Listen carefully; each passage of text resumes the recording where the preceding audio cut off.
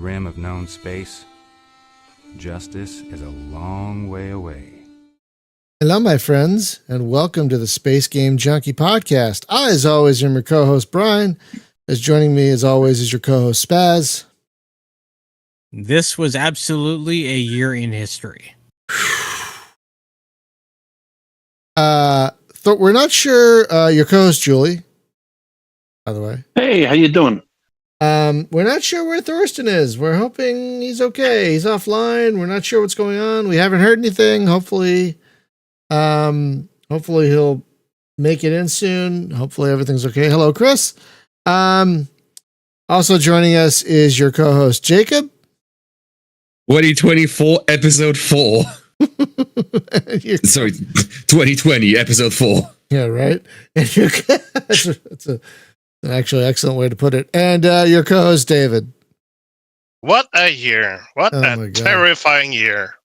So, friends, it is the last podcast of 2024, and what a year it has been. We're going to talk mostly about games, but before we do, I wanted to spend a minute going around the table, the virtual table, talking about how the year was for us each personally.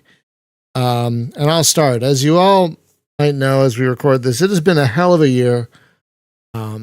Good and a lot of bad. A lot of bad happened this year. For me personally, it's been a up and down year. I traveled a lot, which was good and bad. Cole started grad school, which has been an adventure. It's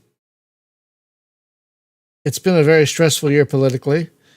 And the cats are still separated. That's been like the big drama of the year has been the cats. Basically, that started in October and it's still not done. So it's been not the best year, but not the worst year. I mean, we have a roof over our head and we have the internet and we have jobs. So, It could still be worse. Shh. Don't say that. That's not saying much, but it could still be worse. A lot could happen in what do we have? 2 weeks left? About 2 weeks, yeah. A lot could happen in 2 weeks.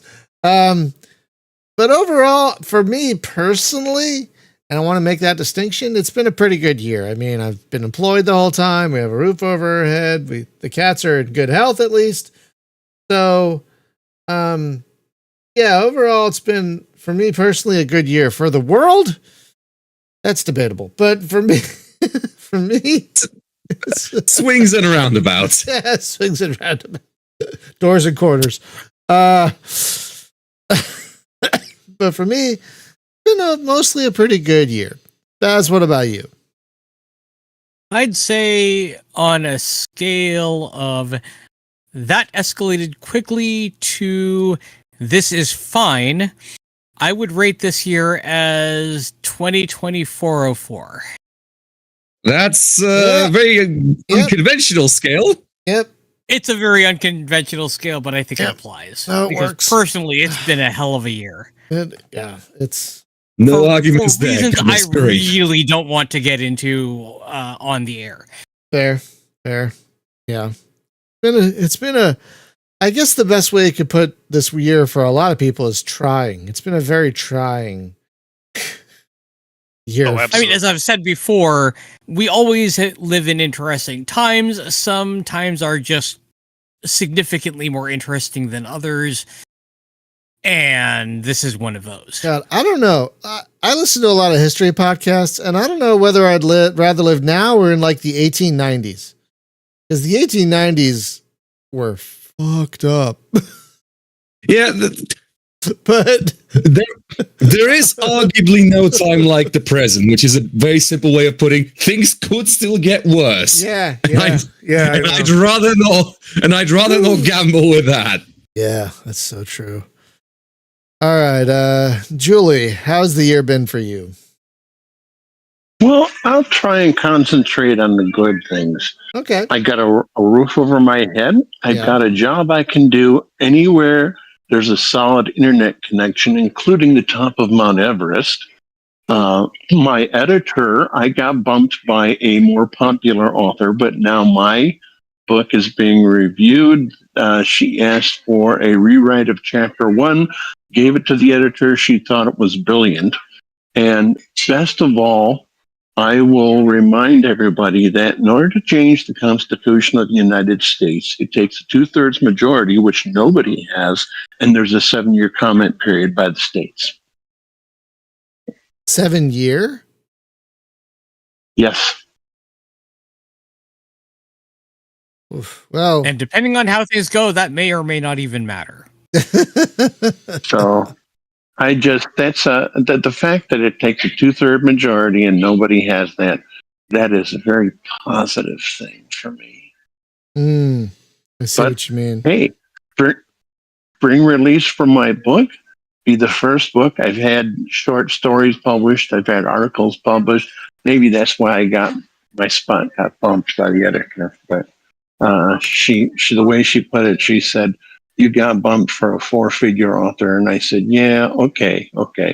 But hey, it's being reviewed now, and got my first comment period, so things are going great. That's good. That's good. I mean, it's sometimes hard to focus on the positive.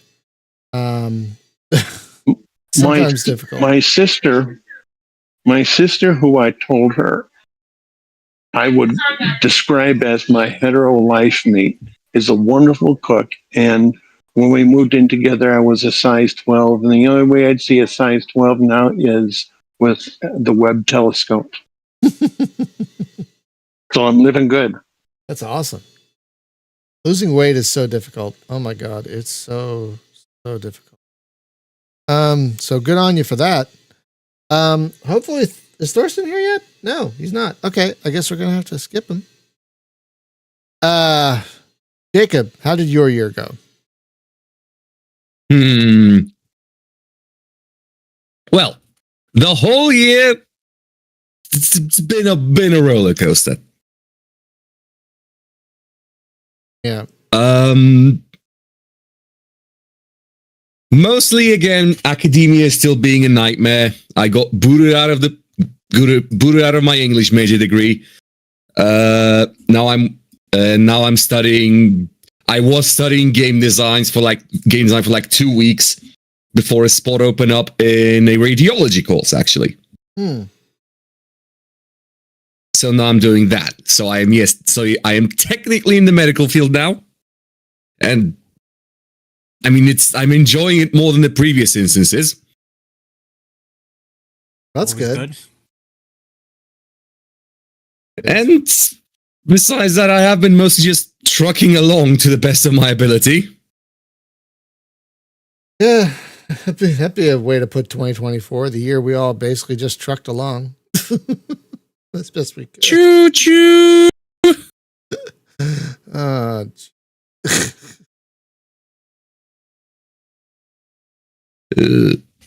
Well, I'm glad. Yes, as you can tell, I'm not hideously enthused about it. Yeah, well, I'm glad you found a major that you're somewhat enthused about. Sounds like, and there's always going to be a need for radiologists. So true, probably a good career to get into, especially if you find it interesting. You know, no, certainly. It's big clicky machines and big spinny things. I love it. All right, David, how about you? How's your year been?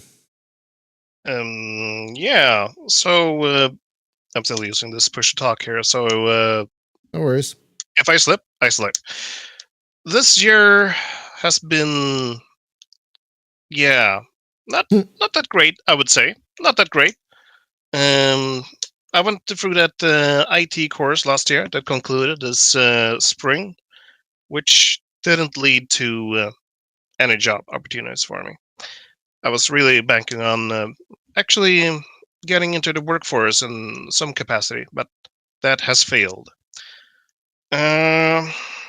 So yeah, I've been searching for jobs left and right, and now I have also applied for a course next year to focus on programming because I actually did a pretty good job at that during this IT course. But man, I really wish I got a job out of this freaking course. And it has not been a fun year because I have tried to be spending a little bit less money on games and stuff, so I can stay afloat or whatever. I mean, I have my best parents ever, so I'm grateful for having a roof over my head. So yeah, I don't know what I've done without them. So yeah, I'm thankful for them. But yeah, when that freaking education concluded, it was like a freaking anvil dropping on top of my head. Like I had no idea what to do, and all my productivity just tanked, fell to a bottom of a barrel or something like that. It was not a fun time. Lots of dark thoughts circle around my head, and yeah, I've gotten some more medication for that, I suppose. And yeah, it's not fun. But during this early year, I found something. When I was browsing the web for, well, inspiration or whatever, as I tried to get started drawing again or whatever, and I find someone on Facebook of all places. And I've said it before, yeah, I'm no stranger to drawing fur stuff, so it is a fur artist. And I'm like, oh, this is pretty cool. Wait, are you allowed to post this on Facebook of all things? Really? Because she decided to upload NSFW stuff on Facebook, which is Oh. kind of interesting. Like, are there rules for this? Like, is Facebook fine with this? Is the Zuck okay with this? Yeah, it is. Look at this. I have these check marks for my artist page over here. Like, okay, I had no idea it could do that, but yeah, I wouldn't think of creating a freaking artist page on Facebook of all places, but sure. Huh. So I was following her for a bit, and she wrote, "Oh, I'm feeling down. I had a bad day at work or whatever." Yeah, it ended up with me just sketching up a little fan art of her. Um, I guess you could call it a persona, if you will, her avatar that she uses on Twitch, basically. So, and she responded, "Oh yeah, thank you for that." Like, oh, she actually liked it. That's kind of cool. Maybe I should join her Discord and hang out with that weird crowd. Oh boy, I better take on that hazmat suit. What have I done? So I went there and say hello. Yeah, I draw this stuff too, and yeah, she basically brought me back, and I guess I'm here now. Hello. So yeah, I'm talking about a person on. Well, you can find her on Twitch. She's streaming a little bit to and from right now. And let me just post this thing here. Don't worry, it's safe, I would say. So I went ahead and may have seen that Sybil PicoCAD toy box I showed before.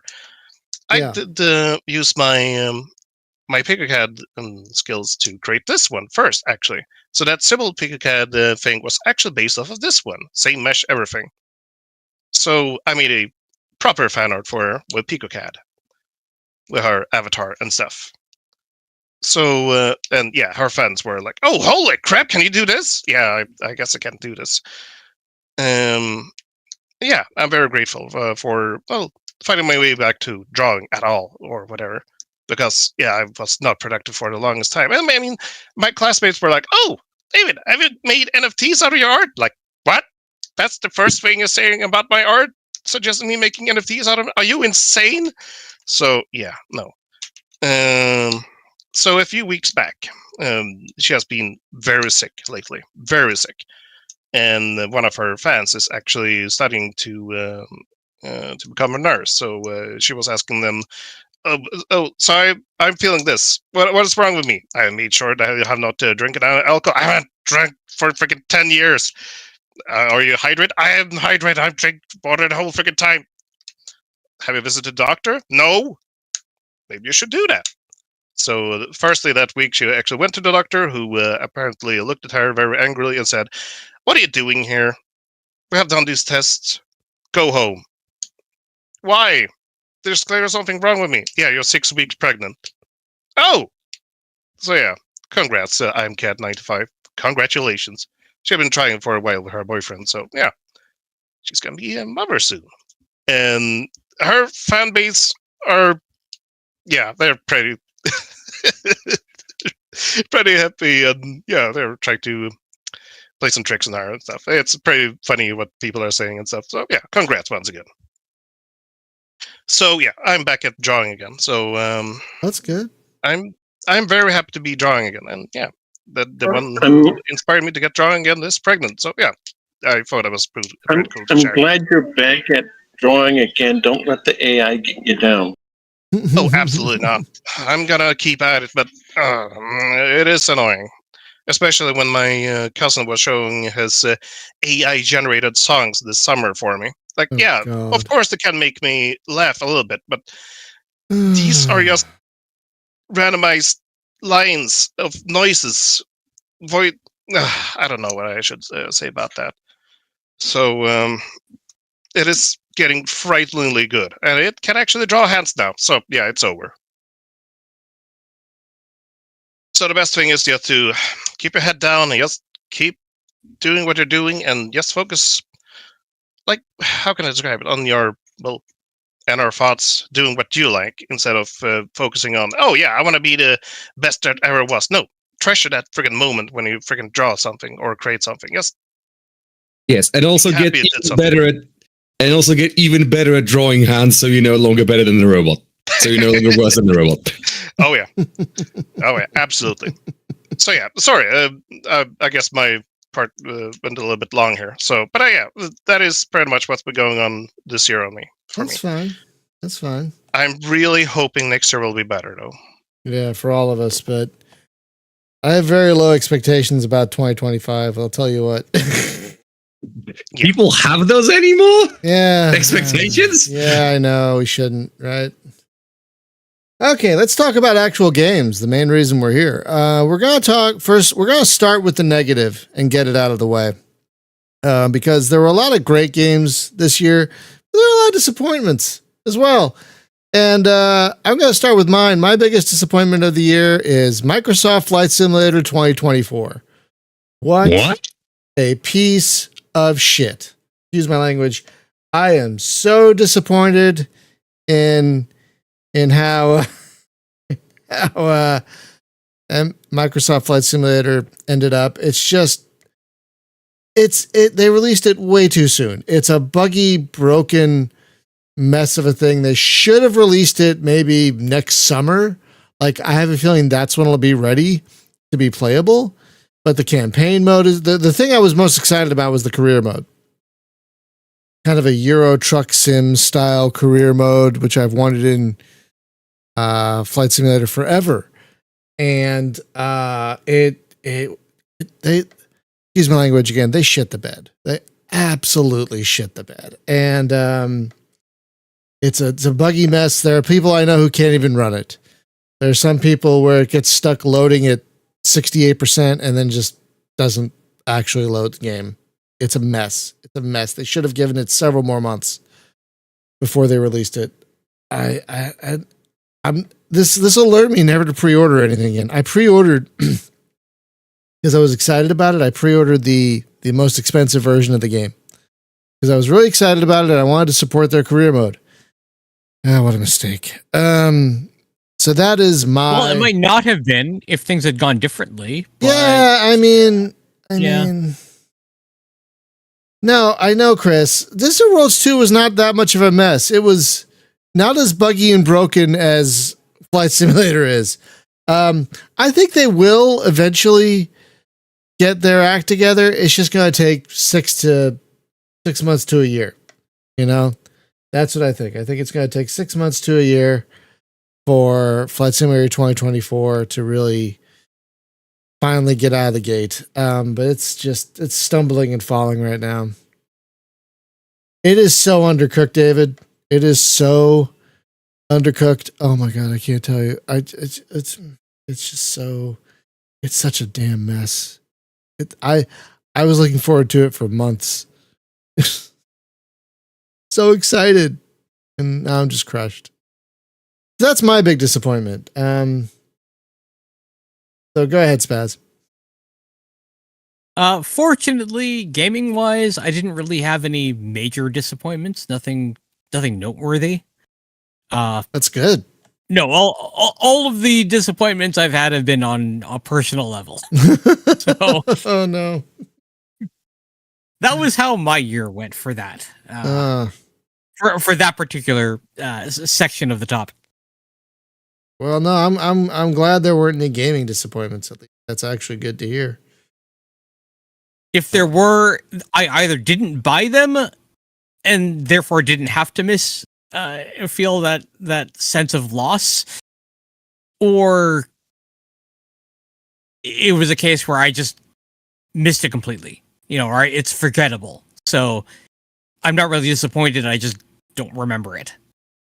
Right. Well, that's mostly good. I mean, that's actually really good. All right. I'm not sure if it's worse to be forgotten than bad, but I think it is. I think it's worse to be so mediocre and forgettable that you get remembered for being bad. Like, we all remember Kinetic Void because it's terrible. Of course. Right? Oh god. Right. We all remember Kinetic Void. Do we remember any of the Space 4X games that came out of the last 10 years that are utterly forgettable and milquetoast? Really.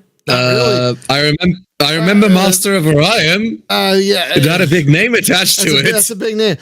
Okay, Stars and Shadow. That's one that came to my head. Stars and Shadow. I haven't thought about that game in years.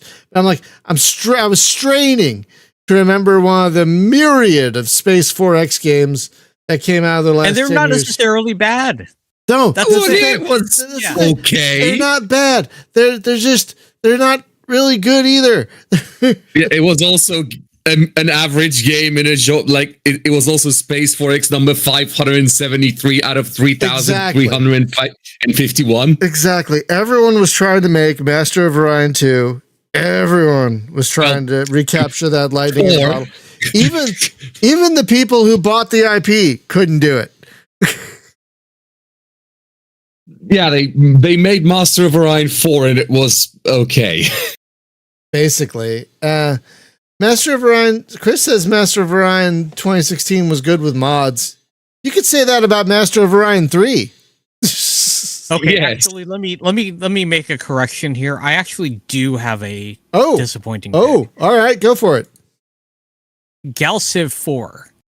Oh, damn. And the reason here's the reason why. I think I know your reason, but I want to generative AI in it. Yes.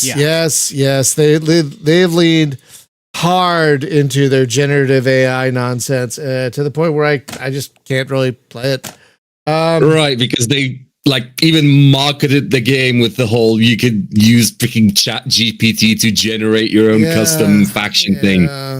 Yeah, I did buy it. That's true. And the 4X talk was what actually spurred my memory of, oh, wait, yeah, there is a disappointment, and this is why. You know what's sad about that? It's the saddest thing at all about that? It's a really good game. Actually decent. It's a really good Space 4X. It's very good at being a Space 4X. It is very good. You have interesting decisions to make all the time. It's got good writing. It's a very good Space 4X. Very, very good.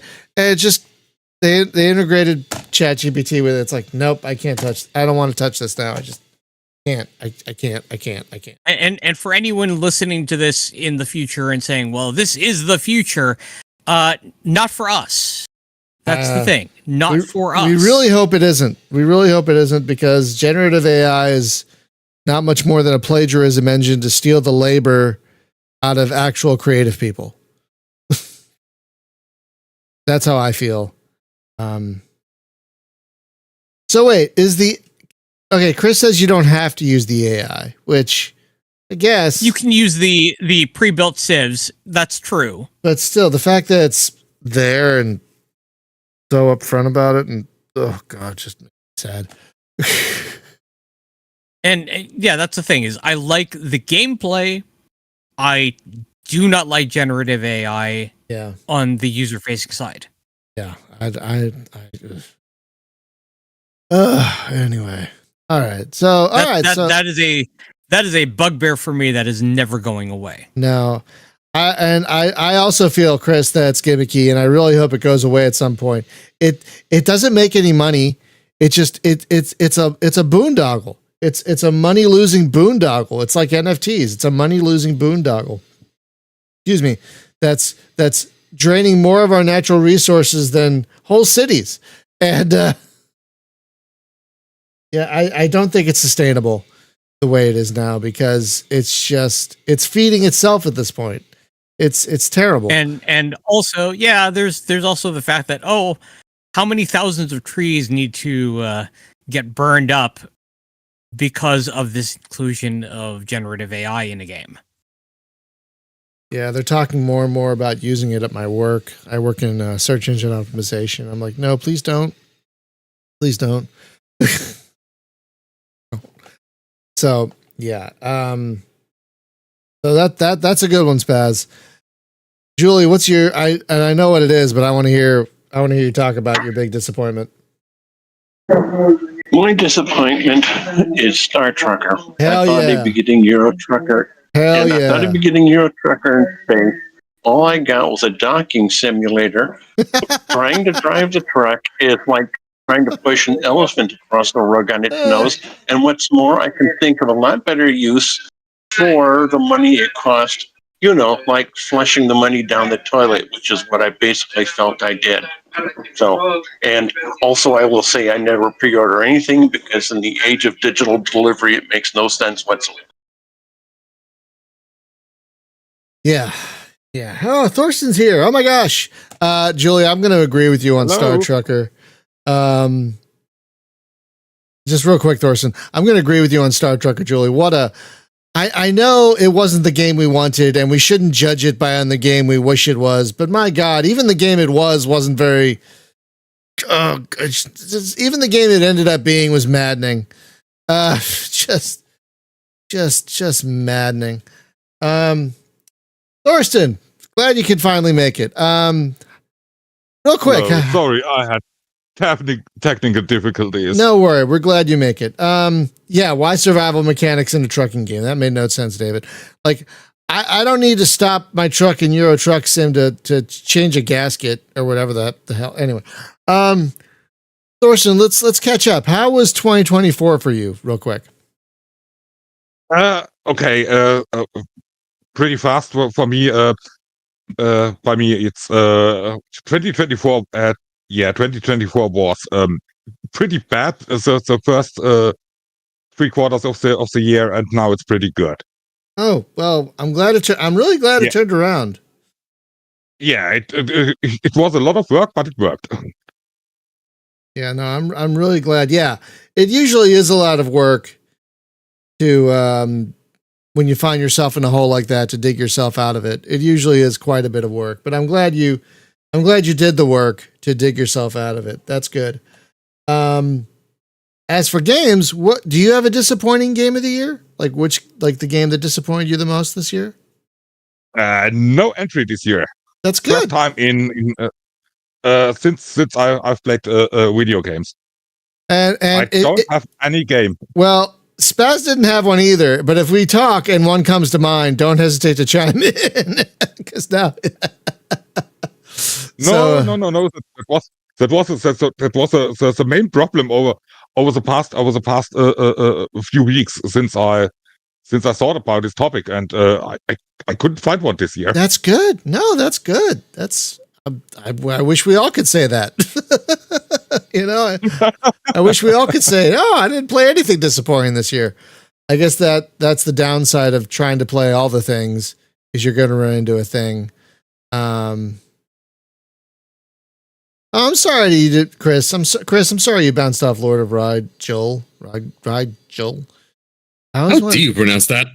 It's Rigel. It's got to be Rigel, right? It's not Rigel. It's not Rigel. No, it's Rigel. Yeah, it's got to be Rigel. Yeah, I thought it was good. If it helps, Chris, the developer is continuously working on it, and it's gotten a lot better. So if you still have a copy, I would suggest revisiting it. It's quite good. Jacob, I like your entry. Go ahead. What's your most disappointing game? So in the show notes, I put down Sins of a Solar Empire 2, because here's the thing: disappointment just means worse than you expected. And as we mentioned earlier, to bring this back to a minute earlier, but also the worst thing a game can be is mediocre. Mm-hmm. A dreadful game can at least be entertaining in its dreadfulness, or funny, or at least memorable.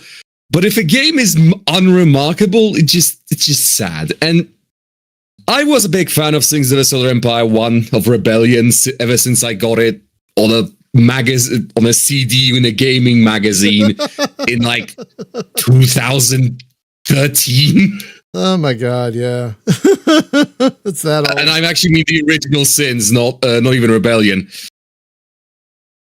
Yeah, wasn't Rebellion 2014? I think it was 2014. I think. I couldn't tell you. God, I cannot tell you. Could not tell you from memory. Sorry. It's an ice age. It's an ice age ago. Anyway. And we got a sequel this year, and it's okay. It honestly, genuinely feels like just a graphical rehash of Rebellion, except worse on the graphics side, because they fired their UI designers. Oh no! Oh no! Oh no! I at least I'm making an assumption that they. Okay, so the game states on its Steam page that it does use, quote, generative AI trained on art by people within the company, which leads me to believe they did in fact fire all their UI designers and use AI to generate the bluest thing ever conceived in gaming. I have talked about this in a previous podcast, but the user interface in that game is just 150% blue. It is blue on a blue background of space and blue planets, and the icons are blue on a blue background with lighter blue as the Jesus. Oh no! And again, ignoring the AI part, the AI art part, because somehow that's not necessarily relevant. The art the game actually has is just ugly. Oh no! The art they put in, all the 2D art is just dreadful. Is just dreadful looking, washed out. The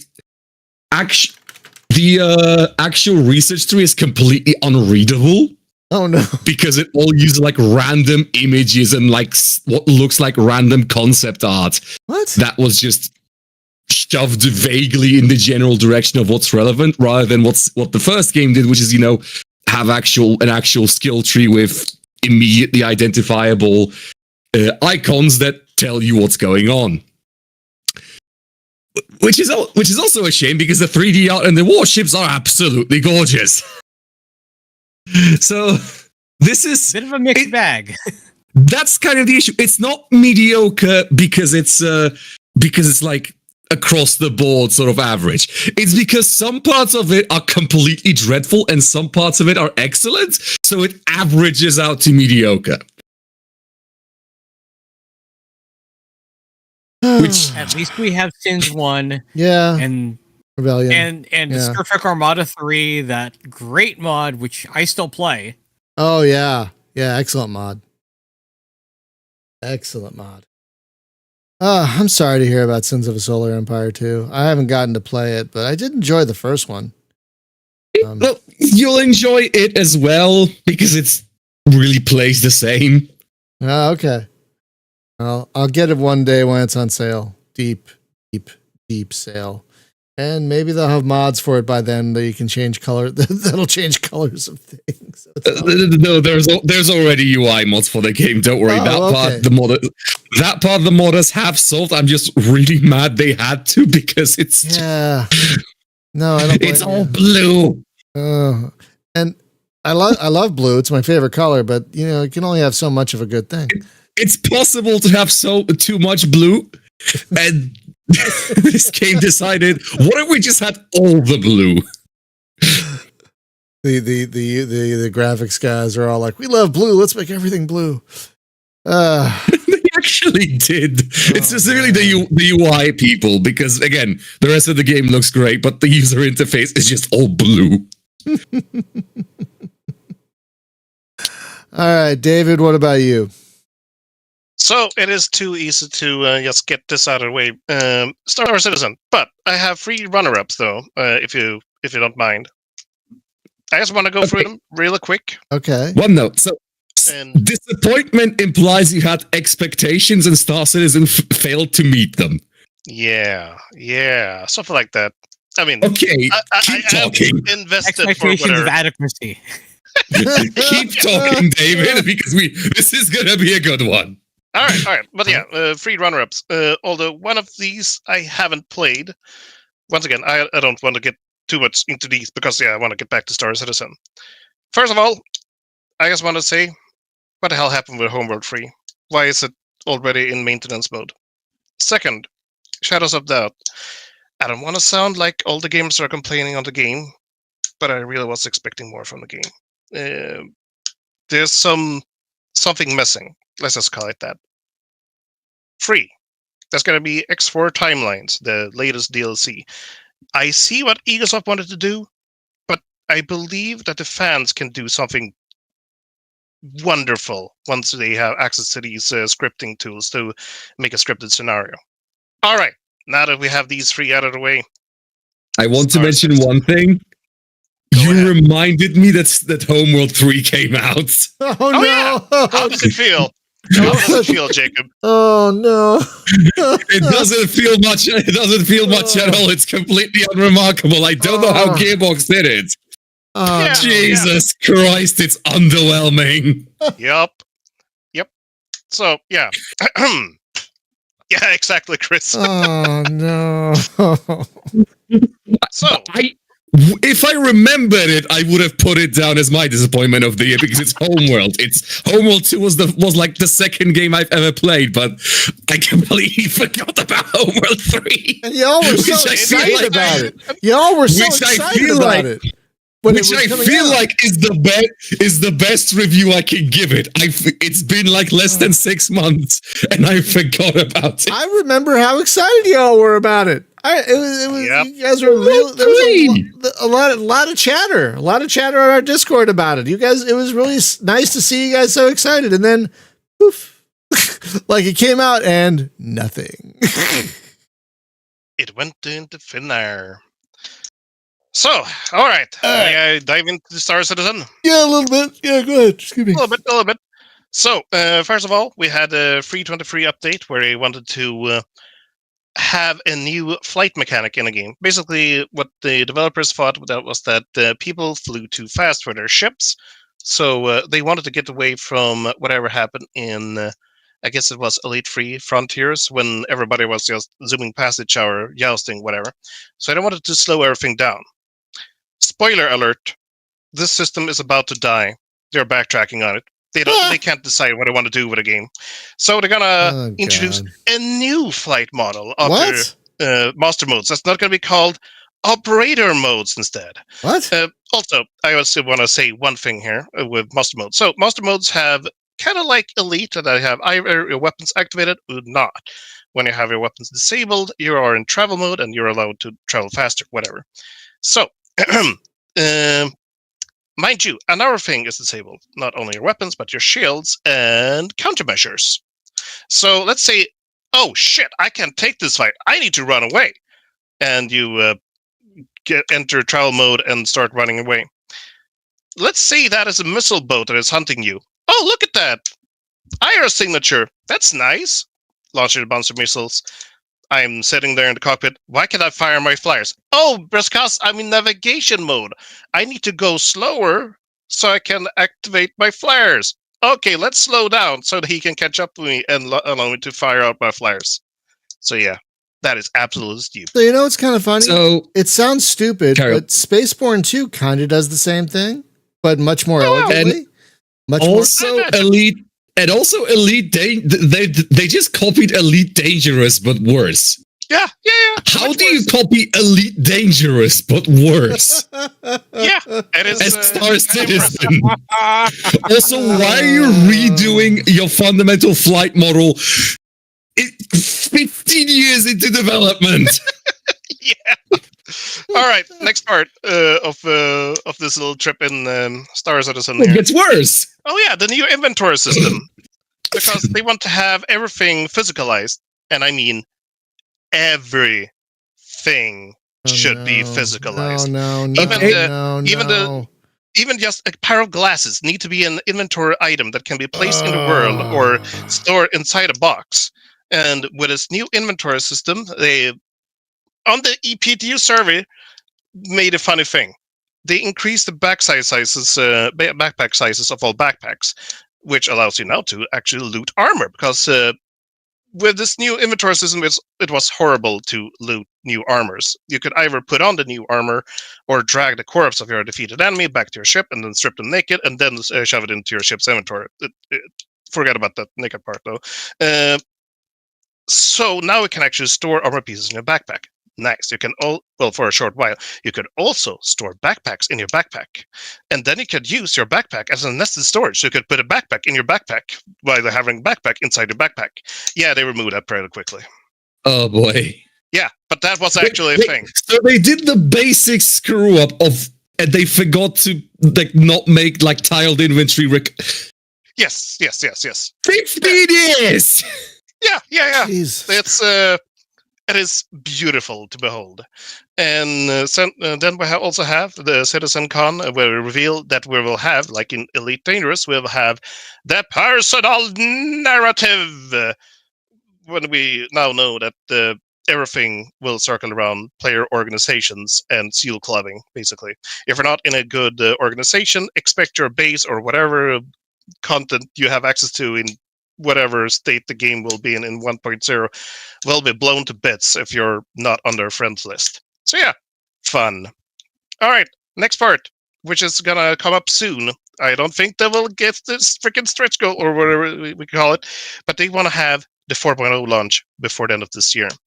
They released a new version onto their PTU today, and it's in an even worse state. It's even more unstable.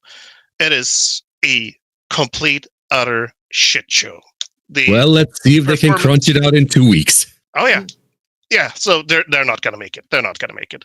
And did I mention to you also that this new system is basically Rust in space? Oh no! Oh no! Yeah. So go there. Oh yeah. So basically, you have Explain for the audience. You have no crime stat in the system. It's a complete anarchist system. So there's a lot of fun clips that are circling around with just industrial players flying around a little mining ship. Oh, look at that. A little rock here. I'm going to scan it. Nice. It has some materials that I can't find in Stanton. I'm going to bring it back to Stanton and get hyper rich.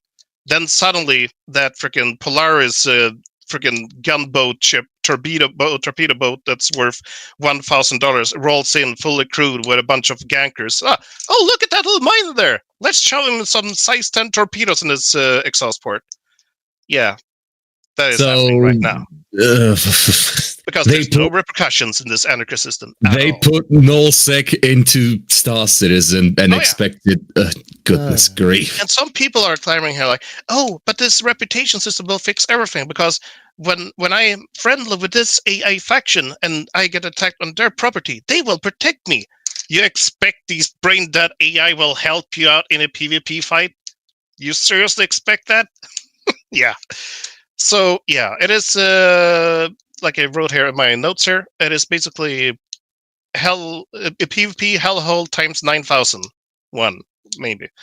It's gonna be absolutely fantastic, and they have some new music in there as well in that system. There are some good views as well. But yeah, you do not want to go to Pyro. Stay in Stanton, as some people say. Oh yeah, not only that, but did you know that also that they have removed some of the top tier parts from Stanton to the new system? So you need to force yourself to expose yourself to potential PvP to get the best parts. Yeah, I'm done. Okay, good. I don't want to hear anymore. I don't want to hear anymore. All right, let's turn it around. Moving on to the biggest surprise of the year. For me, it was the game that's on the stream right now is Bulwark Evolution Falconeer Chronicles. It was just called Bulwark when it first came out, but he's changed the name to make it a little more obvious as to what he's trying to do with it.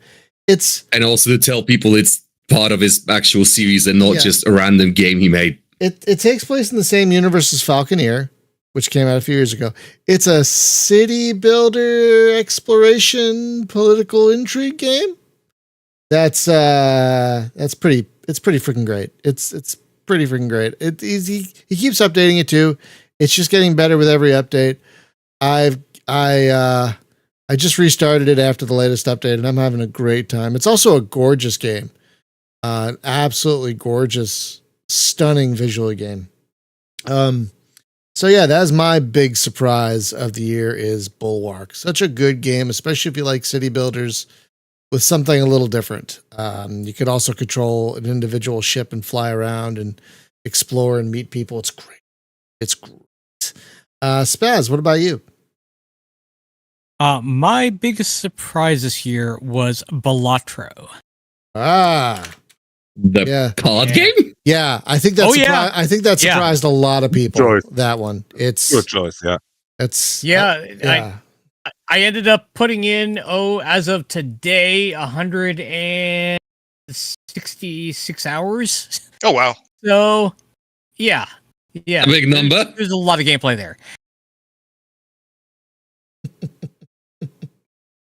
Yeah, it's an amazing. If you guys haven't played Balatro and you have any interest in card games or roguelikes, it's pretty exceptional. It's getting so big they're doing crossovers with other games now. That's how big Balatro is. They've been doing them for a little while. Oh, Yeah. really? I just saw one the other day. I think it was it Warframe or something? I think. Well, no. They've got Cyberpunk. They've got Cyberpunk. Yes, that was the one. Yeah, that was the one. The Witcher. So they teamed up with CD Projekt Red for that. They're probably going to do more. So, and I think there's also a Balatro crossover in Cyberpunk. Also, yes. Yes. Good pick. Good pick. Julie, what about you? What's your biggest surprise?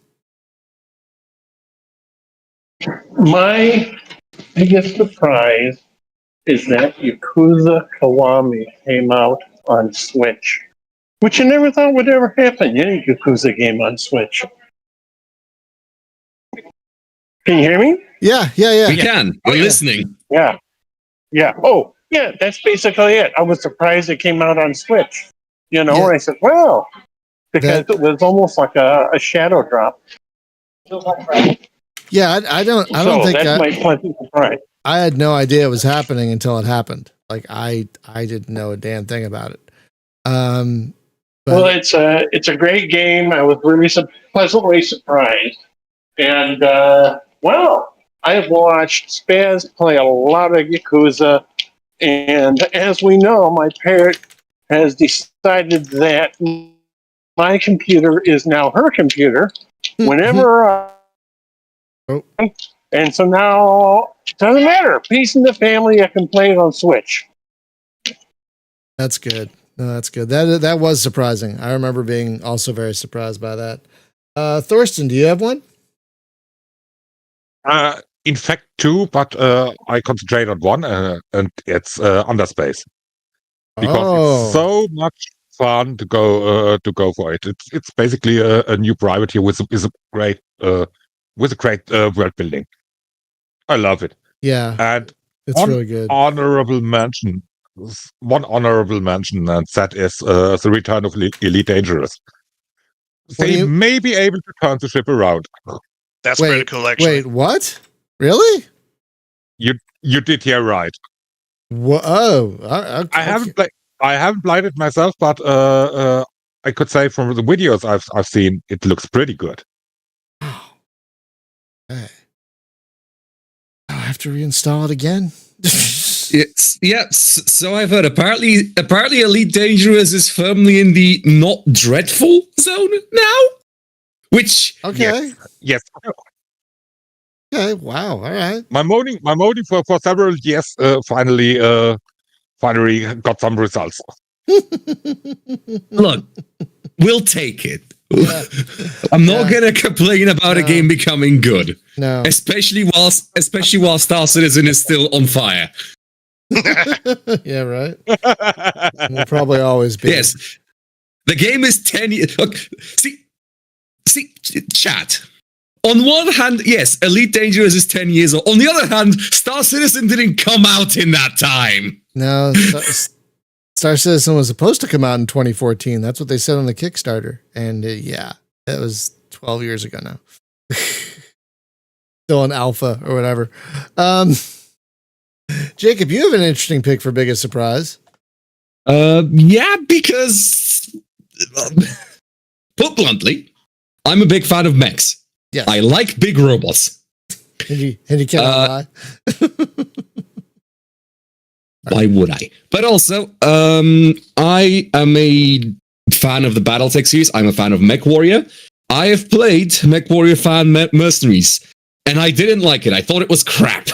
Mm-hmm. So, when they announced a sequel to a sequel, so like a half sequel to it, MechWarrior 5 Clans, based entirely around the faction on tabletop I like the least, I thought I would not enjoy it, but I was gonna give it a try. It's actually quite good. Oh, okay. Not only that, it is a humongous upgrade over MechWarrior 5 Mercenaries in every aspect except performance, but that's me. It has a linear campaign, but the campaign is actually good. It has good storytelling, characters that have actual character, a protagonist that isn't the most boring thing imaginable. It looks brilliant. The mech customization is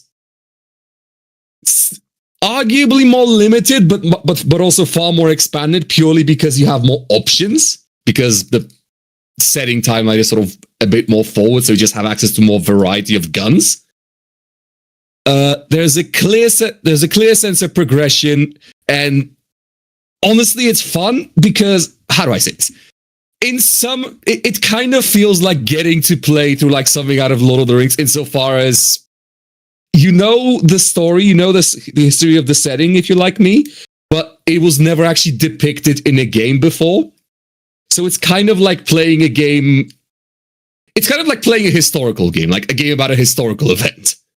That's how MechWarrior 5 feels like to a weirdo like me. The one big issue it has is the game is optimized horribly. That's the one they did not change from the original. It runs dreadfully, even on my machine. Oh no. You have a relatively new machine too, right? If I remember correctly. I have a 3070 and a fairly chunky CPU. I don't know why the game runs so terribly, and it seems to run terribly basically no matter what you do. Oh man.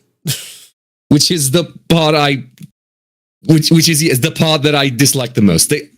There also was like a thing where they had a DLC that was rather overpriced, and then they made it free because of backlash. I was kind of tuned out there, so I don't actually know what happened there. I just decided to keep playing. Oh, that's good. Oh, I mean, I'm gonna definitely get that one when I get a new computer. It sounds like do that, yes, because I don't know what your current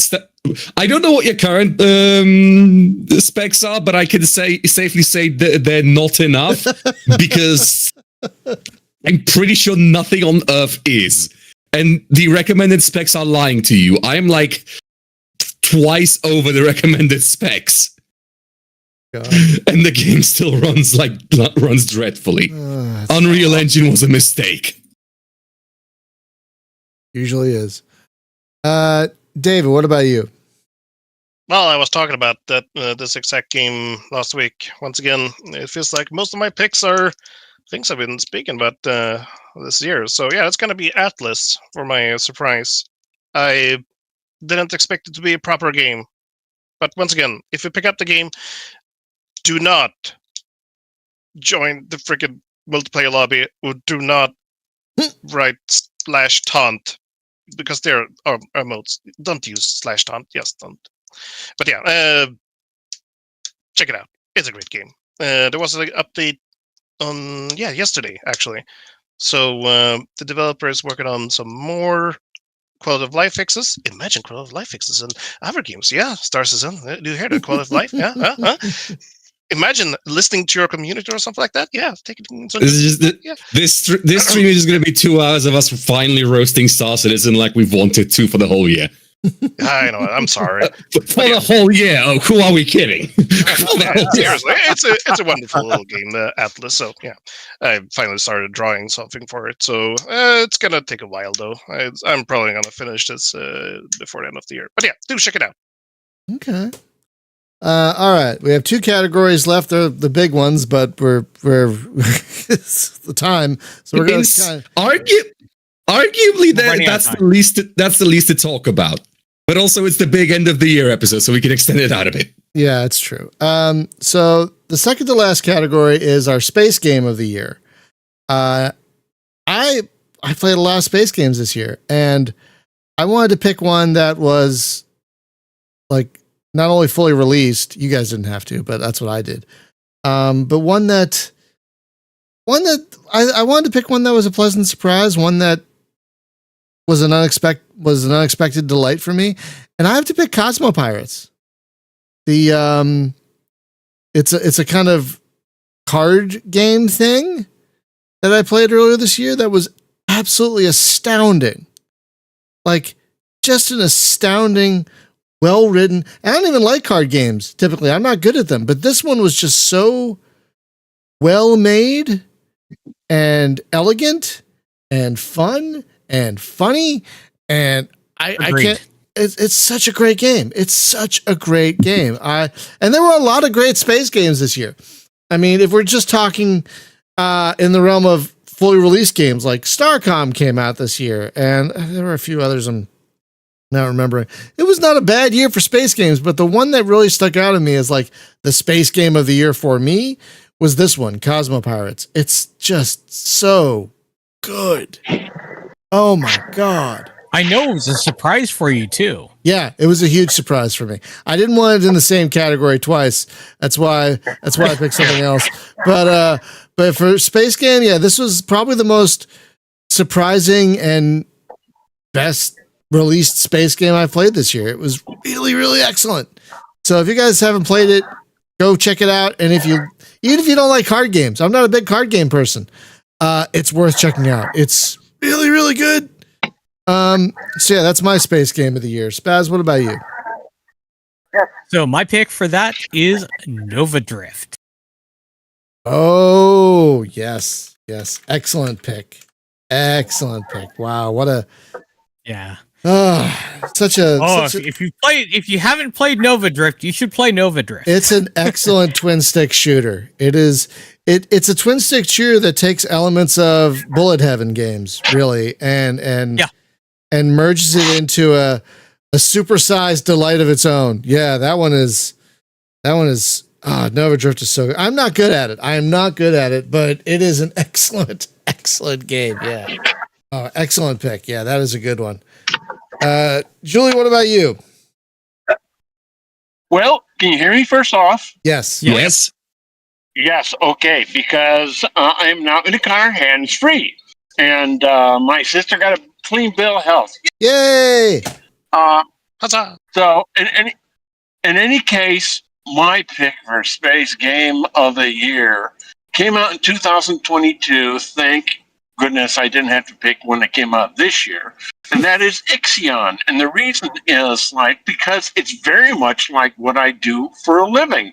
And when I first played it, I said, oh, come on, I'm doing this for a living. Now I'm coming home and it's like a truck driver driving around the living room. But, when I kind of get into the whole last civilization saving the world, I say, well, it's not like I saved the world in my job. But, it's like, wow, I really kind of get into the whole management game. And I'm good at it because I'm a professional project manager. So that's my space game of the year. If you guys haven't played Ixion, it's a space station building game similar to Startopia, I think it was called. That's really, really good.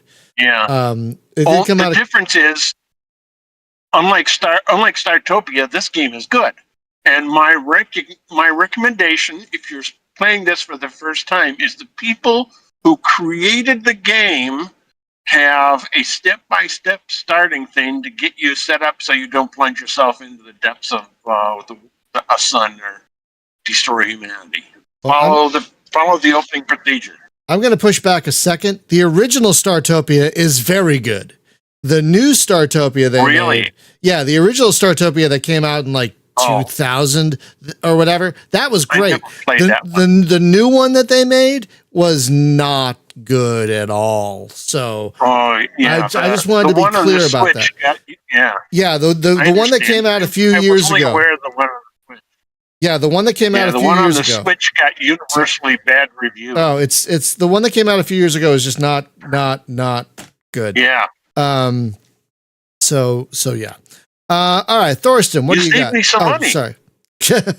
Thorsten, what do you got? Okay, first, I've confused my previous games. I told you my space game of the year, and that's Underspace, and I go with that. Okay. This is awkward. My game of the year was, of course, Wild Bastards. Over 300 hours in. It's the most fun shooter I've played in years. Wait, you're jumping a little ahead. We haven't done game of the year yet. So if Underspace is your space game of the year, what was your biggest surprise? Was that also Underspace, or was that a different game? My biggest surprise, I told already. That was the coming back of Elite Dangerous, and okay. And I'll put that there. Trying to keep track of all this stuff. Okay. I lost completely track. No, it's totally fine. There's a lot going on. But yeah, Underspace is, folks, if you haven't played Underspace and you liked Freelancer, get Underspace. It's basically a love letter to Freelancer. It's basically the closest thing we'll ever get to Freelancer 2 at this point. It's excellent. It's really excellent. You should all get it. It's still in early access, but the developer updates it constantly, and he's adding a lot of great stuff to it. So yeah. Anyway, Jacob, what's your space game of the year? Okay, so the problem is I remembered Underspace and realized that one absolutely deserves the title. That could also be yours if you want. I mean, that's fine. And I think I'm going to set that one down purely because I just enjoyed it so much, because though I did binge through it over the course of 30 hours straight over 2 to 3 days of playing, and then put it down and decided to wait until the full release because I want to see how it's going to look at full release. Yeah, he's updating it quite a bit. But yeah, I don't recall the last time I binged a game like that. So that alone is genuinely impressive that it managed to get me to do that, purely because of how good it is. I know which one you... Huh? Excuse you, Julie? Sorry. What are you... Understand. Lead over. I think she's yelling at traffic. Hands-free bleed over. My apologies. Oh, no worries. Yes, she is yelling at traffic. Yeah, she's yelling at traffic. Sounds typical. For I Chicago. did want to honorably mention my number 2 spot, which is yes, it's Nebulous again. Okay. I know I keep mentioning that game like roughly every other podcast, but it's really good and it's purpose built for my specific flavor of insanity. Early next month, it's finally getting the carrier update. I'm sad that they seem to have dropped single player stuff. Yeah, they gave up. Okay, no, it's gonna have single player, but they dropped the conquest mode, the sort of dynamic campaign, which wasn't even single player. Actually, it was supposed to be a PvP mode because it was dreadful. And because it was just provably unfun, and the less you played it, the better it was. Oh, that's not fun. Okay. Yes. Well, I hope they get that straightened out. David, finally, what is your space game of the year? Star Citizen is not my space game of the year. Sir. No. Don't think us out like that. Sir. Sorry. It's going to be Desecrators. I haven't played a whole lot of space games this year, but I have been using my playtime in Desecrators sparingly, but it is shaping up to a fine 1.0 release February this next year. I'm looking forward to a full release. Oh, yeah, me too. Friends, if you haven't played Desecrators, it's like kind of a kind of roguelike Descent, basically. There really isn't a meta upgrade. I mean, there kind of is between missions, but like once you do a run, that's it. There's no like, oh, I can improve this for my next run. That's not how it works. But overall, they've nailed the feeling of the 6 Degrees of Freedom stuff. It's so good. It's so good. Absolutely. All right, and our final category, my friends, overall game of the year. This is the game. This is like the game that, like, when we think of 2024, it's like, yeah, that was the game, man. For me, it's going to be RoboCop Rogue City. Holy crap! Oh my god, I can't talk about RoboCop Rogue City enough. I'm a massive RoboCop fan, and they nailed everything about RoboCop. I mean, yeah, it's a double. It came out last year. It came out last year, David, but I played it this year. Twice. I played it twice in a row because it has a new game plus mode. I mean, it's a AA studio, so they don't have the budget to get all the voice actors back. But the fact that they got Peter, what's his name? Weller? Anyway, the original voice actor, they got him back for RoboCop. And just, I don't know why I'm blanking. But oh my god, you get an achievement for shooting someone in the dick. You can throw people out. Yeah, you can throw people out of windows and into each other. It's Peter Weller. Thank you. And the violence is just, you can actually make your gun more violent. So you can actually up the gore. So when you shoot someone in the head, it explodes like a ketchup-filled balloon. It is delightful. And when you do New Game Plus mode and you have all those points to put in your into yourself, it makes it even more fun. Oh my god. I'm probably going to play it again soon now that I've had enough time between finishing it and I don't remember all the story beats. But my god, if you like RoboCop and you haven't played Rogue City, it is an absolute love letter to RoboCop, and you have to get it whenever you can. It's so good. So that is my overall game of the year. Spaz, what about you? Well, mine is one you're not going to be surprised at all. Like a Dragon, Infinite Wealth. No, not surprised at all. Oh yeah. Yeah. And I've talked about this entire series enough on this show that anyone who has listened to me talk about it already knows what I'm talking about. So I'll just say I have close to 200 hours now, 196 at this point. So yeah, there's a lot there. Yeah, and I highly recommend it to anyone who loves the series. I'm definitely going to get it on sale. I'm also excited about that pirate game they got coming out.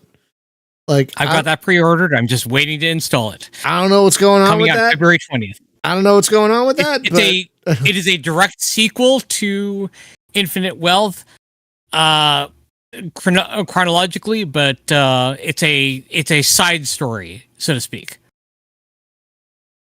It looks like they mixed Black Flag with Like a Dragon, which sounds amazing. So, I mean, if they can pull it off. As I said, I've got it pre-ordered. I'm just waiting to install it on February 20th. So, yeah. It's going to be so silly. It looks amazingly the whole silly. series is silly. The whole series is silly. They really leaned into it. I hope you will stream it again. That is not a surprise, Spaz. Your pick is maybe the least surprising.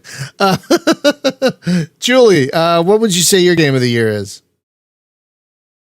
I'm going to qualify mine because I know it didn't have to come out this year on PC, and it didn't. But it came out this year on Switch. And I will say that a lot of my friends call me a virtual tourist, and it's quite true. While I don't believe in the term backlog, I will say the unfinished games I have would usually I transfer them over to 180 on my Switch. So it came out this year on Switch, and that is Stray. And I finished the whole thing straight through, post-apocalyptic, cats and robots and mysterious civilizations. What's not to like? Yeah, Stray's a great game. I've actually heard nothing bad about Stray. I've heard nothing. And everyone I know who played it loved it.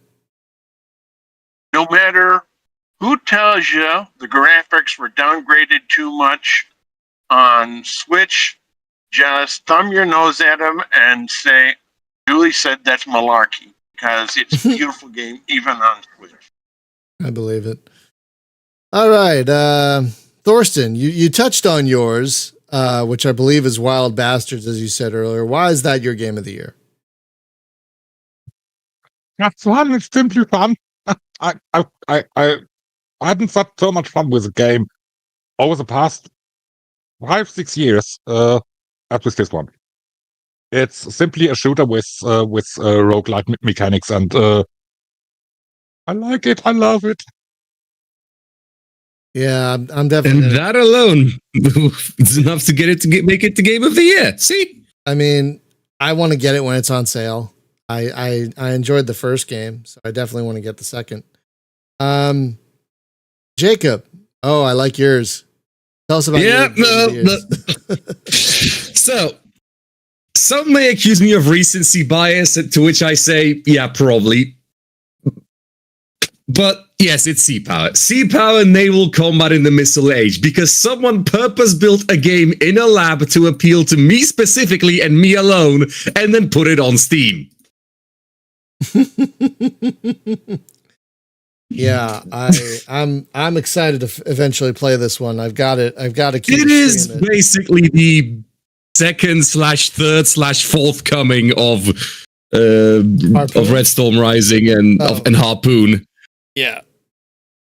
Of Harpoon, whichever you want to count it as, because there's games like Jane's Fighting Ships and so on that technically were sort of in the middle. But this is the modern iteration of the Cold War naval strategy game for maniacs like me.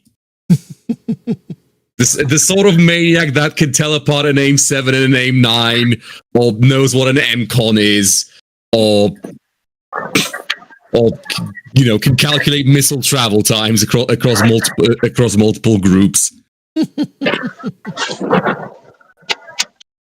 Now, it looks so good. It looks great. It does still have issues, having released in early access last month. Mainly issues being the AI is still really daft. Though they've already made it less stupid. They've already made the AI dramatically less stupid than it was on launch, which I applaud them. For.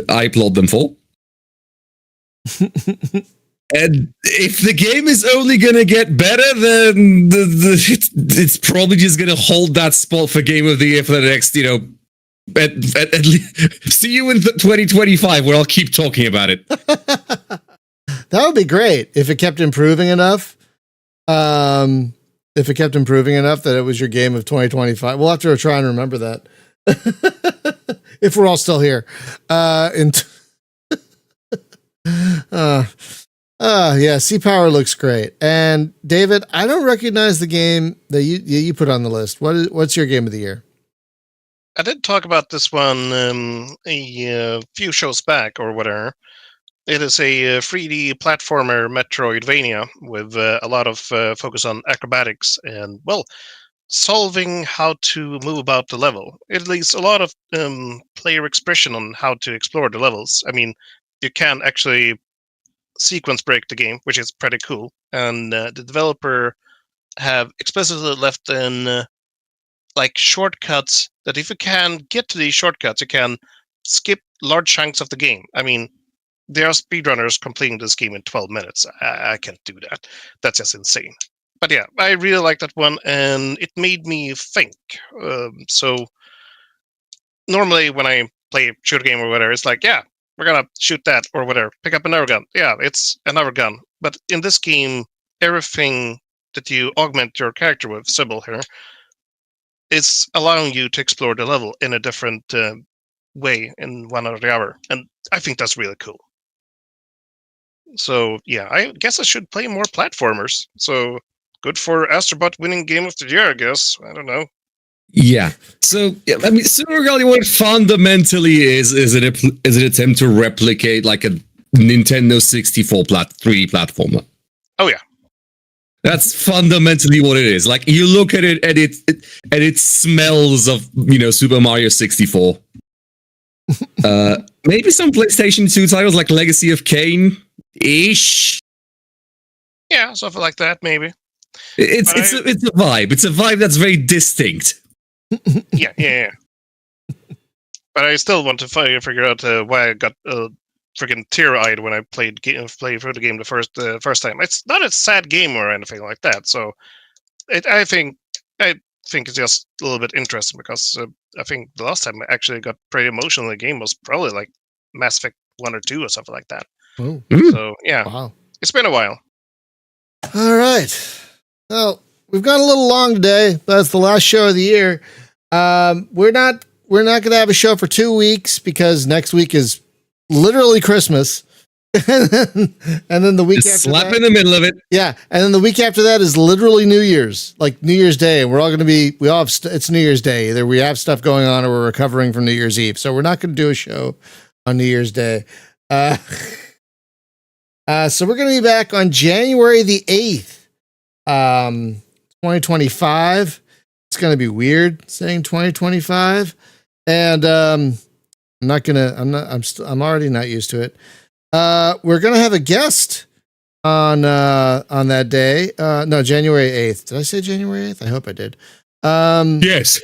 Okay, Beyond Frontiers is gonna be the developer of that. Our very own Dex from the Discord server. He's making a game. He's gonna be our guest on the 8th of January. So we're gonna be off the podcast for 2 weeks. No streams next week either, because it's Christmas week. But we're still streaming tomorrow. And tomorrow is more Euro Truck Simulator. I'm gonna stay in Greece and try and drive those very narrow, windy streets that they have in Greece. Oh boy.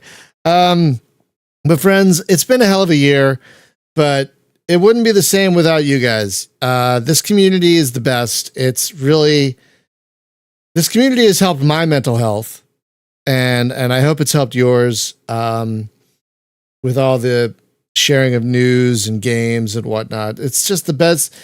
I can't say enough good things about our community and this thing that we've built together. And I want to just thank you all for being such an important part of 2024 for me, at least. Because I don't know what I would do if I didn't have this channel and this community. I don't know what I would do. So thank you so much for being such an awesome community. I love you guys, seriously. And thank you to my co-hosts for being such wonderful co-hosts. You guys are the best. We help keep each other. We try our best here. We try to keep each other sane in an insane world. We also try and entertain you guys, and I hope we're successful at it. But may you all have a Merry Christmas or whatever holiday you celebrate. Have a happy holiday season. May you all have a happy and safe New Year. Thank you as always to our patrons for keeping the lights on around here.